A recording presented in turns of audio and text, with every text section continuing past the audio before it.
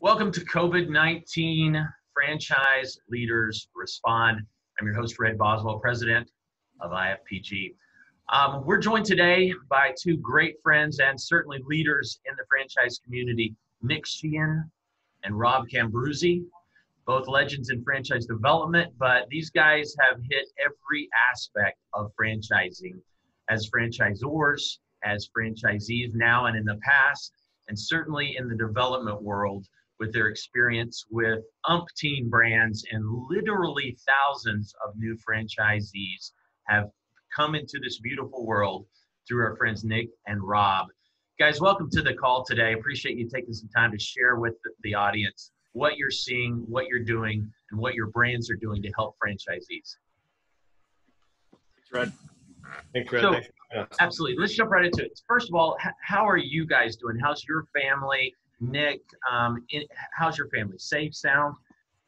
Yeah, we're safe and sound. You know, we're in our home with, I've got a 3 and a 7-year-old, so it's challenging. We're learning this thing called Google Classroom to try to keep the kids occupied, and doing Zoom meetings with their classmates, and just trying to navigate that. But that seems to be going pretty well, and everyone's healthy, so that's important. And getting them outside with springtime here in Connecticut, so it's warm enough for them to go out and get their energy out. So just adjusting to the new normal, even though it's a temporary state, but we're figuring it out. So all good. Nice. Good to hear, Rob.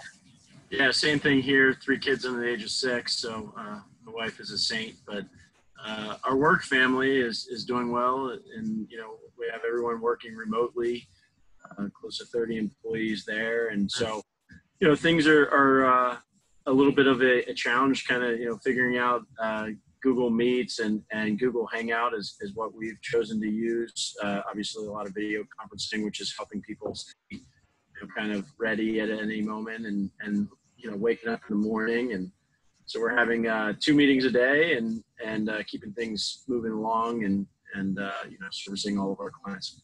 So you're having 2 meetings today. Help the franchisors understand, what are you utilizing, what technology to have those meetings with your team that's scattered abroad? Yeah, so we have a program called G Suite. It's what our email is hosted on our URLs as well. And so as part of that, and I think Google has actually made this free for anyone at this stage, is the Google Hangout. So it's hangouts.google, I think is actually a little bit backwards, but you can jump on there and have, north of 10 people on a call. I'll be able to chat. I'll be able to, see each other. It's great for also social meetings. I know we've done a couple of, couple happy hours recently, just to kind of keep everyone in good spirits. But it's a great tool, and then we've also kind of switched to that for all of our sales presentations, our weekly updates with the brands, to be able to have those types of face-to-face meetings and let everyone see that we are working. Nice. Great to hear. Very good news. Both of you, safe, sound, family's good, and utilizing technology to continue moving forward with your company and with your brands. Hey, Nick, help us understand, who is REPM? What brands do you have? And I think you're a franchisee too. So help us understand where you are in this whole world of business and franchising. Yeah, so Rob and I came together now 2 months ago. I was obviously a part of St. Gregory, Chief Development Officer there for several years, over 5 years. And when that kind of dissolved with the acquisition of private equity and so on, we had an opportunity to move on. And Rob and I have known each other for 6 years, going back quite a ways, really good friends. And we always talked about at some point, doing something together at some point or another. And we've always I always said we tried to force it several times in the past, but it just didn't work because of where I was, where he was in his career. And this happened, and I just called him one day. I'm like, look, man, it's time. Let's do it. So we didn't even look back. It just happened in a week. And we were like, let's put our heads down and make this happen. I was lucky enough to bring some of my great resources I had worked with over at St. Gregory, Ashley Cross, our CMO, one of our great attorneys, and a few other key people, David Tarr, one of our salespeople, to really just spearhead the process. And a couple of the brands we were working with as well, we were able to start working with initially. We'll talk about that today, but we have, Rob had started already. He had brought on a brand called ISI, which is a athletic-based training concept. So when I came in, we just kind of, I would say, made that process more process-oriented and put together a lot of the processes I've worked with over the years, and added some key people to that piece of it. And then right away, we were able to sign line painting, which we're actually going to launch with you guys, hopefully in the next week or two here. We're getting that all ready to go. So we've already got a couple brands under our belt. We've got 2 or 3 other brands that are right in that contract phase that we plan on signing here in the next 3 or 4. You're signing these brands to be their outsourced franchise development team? Correct, yes. So we're going to do all the sales for them. But I think the big element that is different between us and other development companies is with Rob's, it's going to transition. Everything's going to be called REPM, but the time RPM. It was, the initial phase, what we can do for brands is not only bring them in as an emerging brand, but what I got really good at is taking that brand, might only have 5 corporate stores, and then turning it into an actual franchise. What's the brand messaging? What's all of that look like? That's what my CMO was really good at. So we have that piece to brand them, then grow them, which is the sales piece, and then build them, right? And build them is Rob's expertise with construction management, real estate. And then we can also take another element, which is actually putting together the scalability of their model. So making sure they're set up for success with franchisees, because I've seen it 100 times before. We sell 100 franchises, but if the franchisor isn't ready for that growth, it's problematic, right? So we've got to set them up for success. So we kind of put all those elements together. So what a time, Rob! You've kind of in the middle of launching this huge enterprise. How's the world's big changes affecting you guys? What are you doing about it? And is it obviously it's got to be stalling you in some way? Yeah, I think we're seeing some delays around hesitation, not only from brands but also on the franchisee side. Currently today, we represent close to 25 brands on the RPM front, several brands on the sales front, and so and we have a pipeline on both sides, right? Folks have either bought licenses and are trying to open them.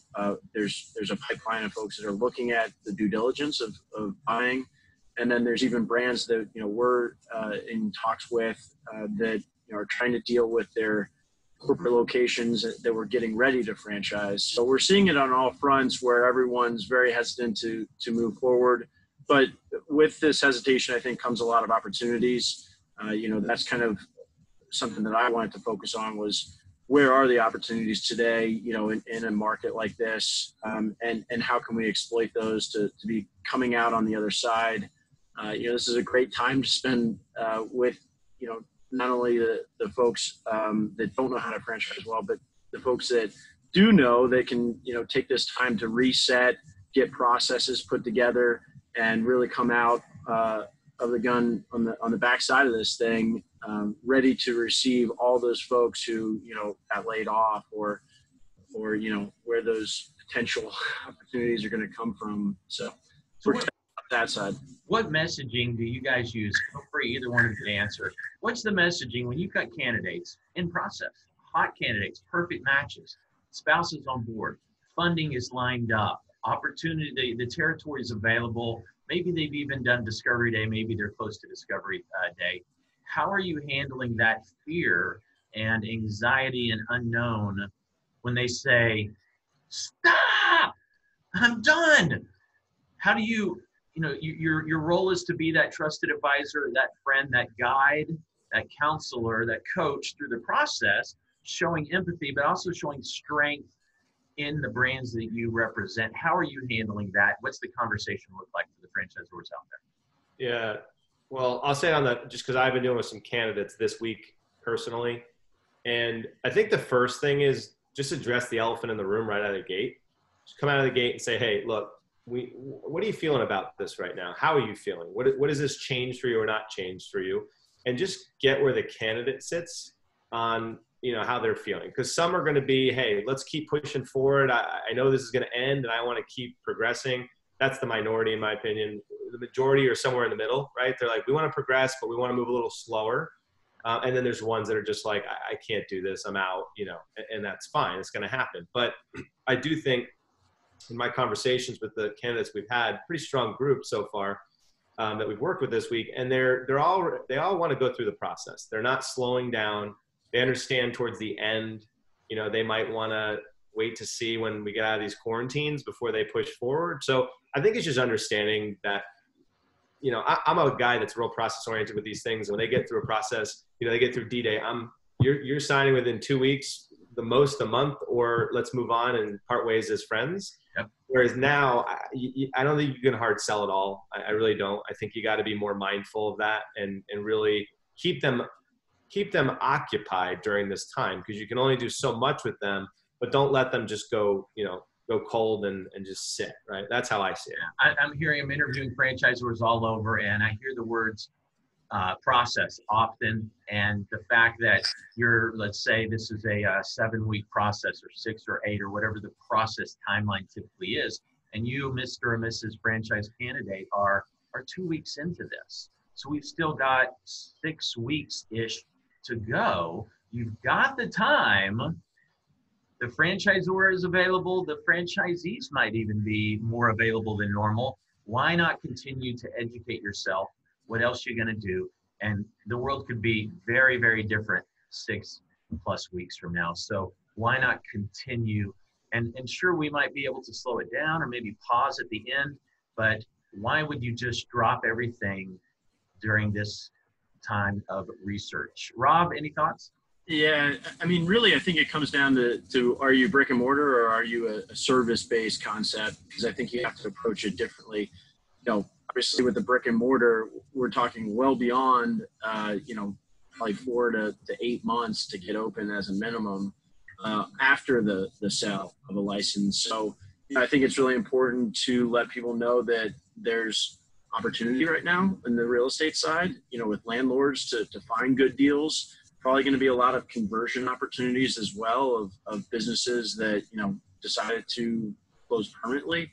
And so, that's something that I am telling a lot of our folks on the brick and mortar side to, let's buy, let's get ready, let's position, and let's go find those deals, because they're going to be out there and they're going to be starting to hit the market, and you want to be first in line to get them. Because I think we all know this is going to bounce back. It's just a matter of, how fast. I don't think it's short term.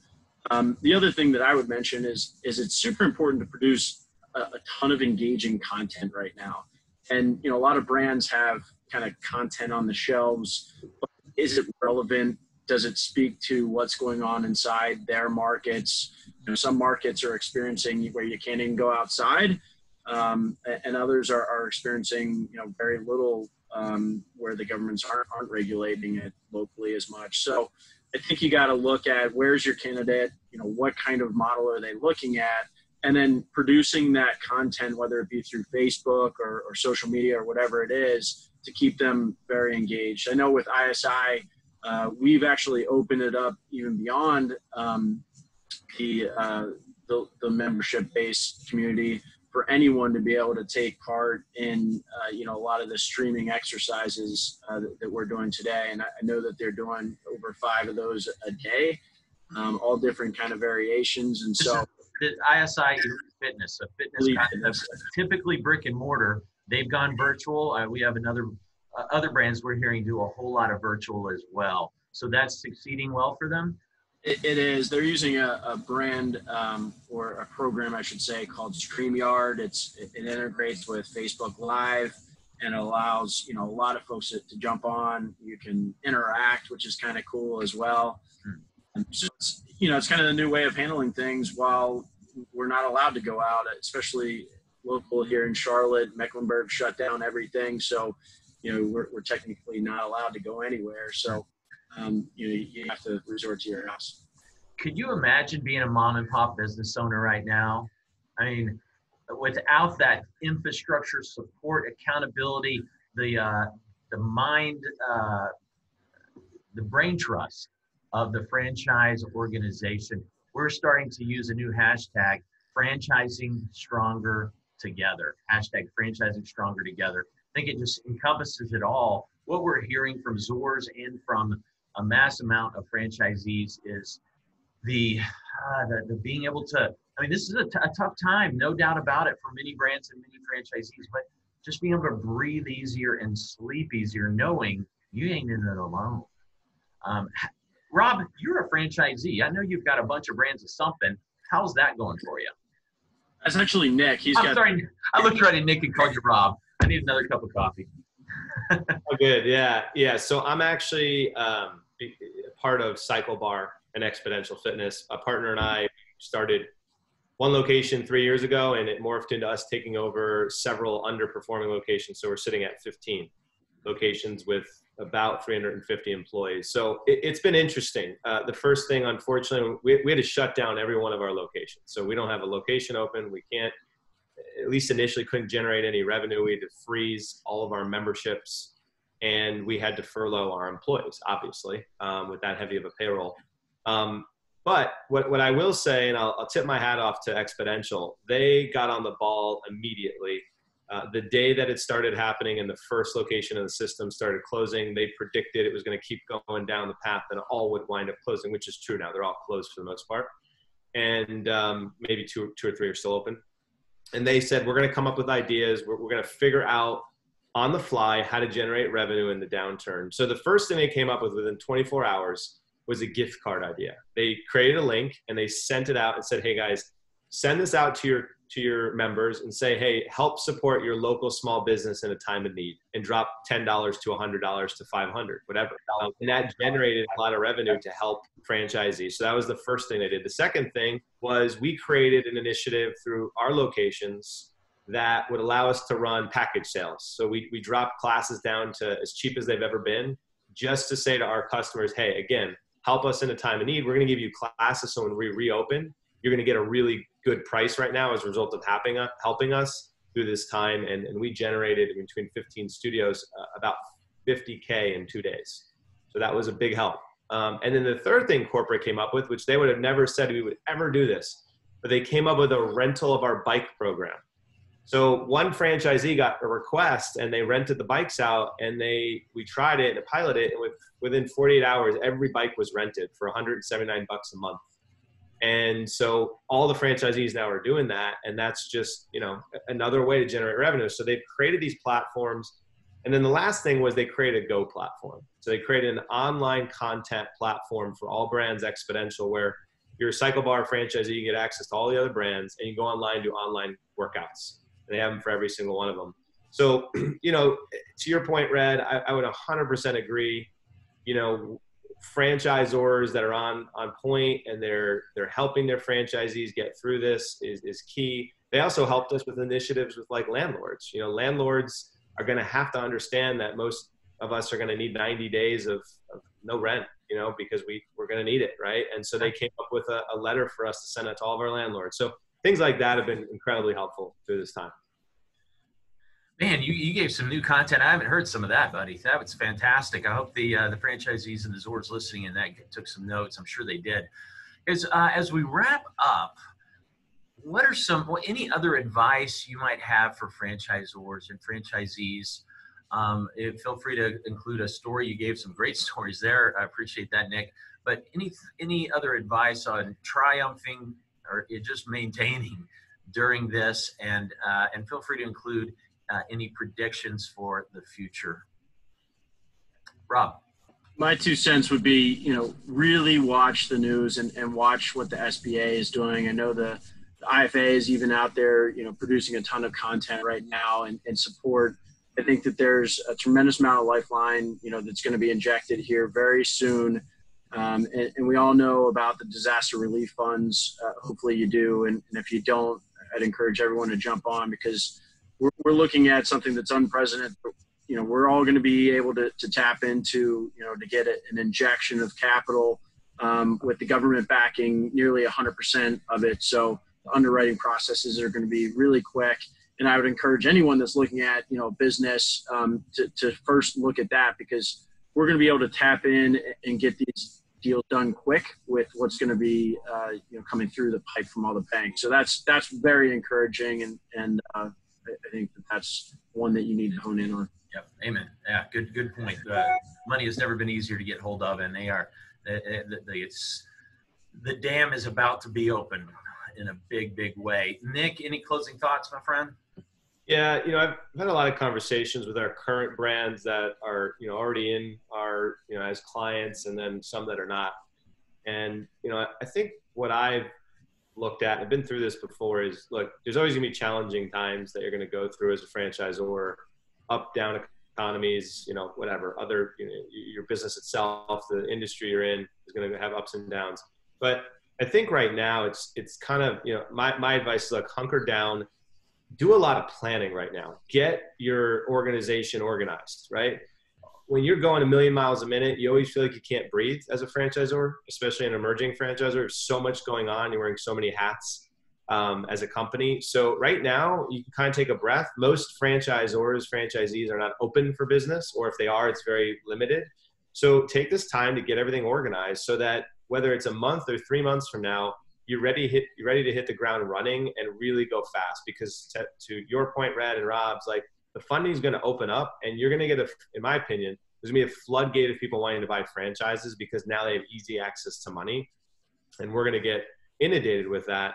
And so right now, the strong survive, right? You get prepared and get ready for that, versus the ones that just sit on the sidelines and say, like, I'm not going to do anything until I figure out what's going on. I think that's the wrong move at this point in time. Man, guys, appreciate the wisdom so much. We've got Nick Sheehan, Rob Cambruzzi with RPM and the new FSO, REPM, ISI Elite Fitness, line painting, and many more to come. Guys, thanks so much for sharing your time. I know you have 100 things going on. I know all the listeners appreciate you. IFPG appreciates you. I personally appreciate you and your friendship. We're going to get through this together. Franchising stronger together. Thanks, guys. Thanks, man.